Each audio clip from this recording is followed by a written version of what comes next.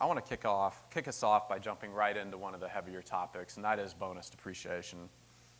I think many of us here probably know what it is, or we've heard of it, and know that it's set to they call it sunset. It's set to taper off over the course of the next few years.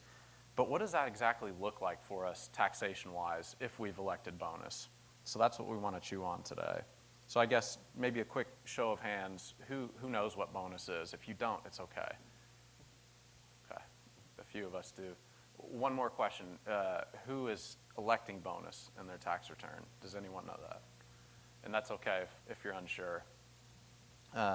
So it's one of the benefits that's mentioned almost first and foremost when talking about the leasing model.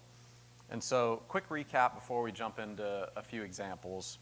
So the Trump Tax Act of 2018 allowed for 100% tax deductibility to be taken on qualified property, like our units that we buy and put into service. And so so that runs through the end of 2022, at which point that 100% goes down by 20% each year until it gets to zero in 2027. My guess is a lot of dealers in this room during the pandemic actually did okay despite all the volatility. We generated some income, but I'm also guessing if you elected bonus, you weren't a taxpayer, right, during that time.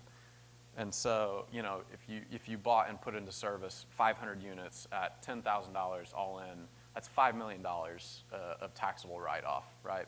So we're generating these large loss carry-forwards that we can use in the future when we are going to become a taxpayer.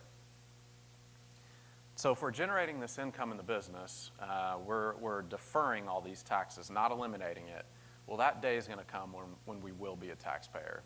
And so we've gotten so comfortable not being a taxpayer, I think, for many of us who've elected bonus, that it's going to be uncomfortable when that day comes.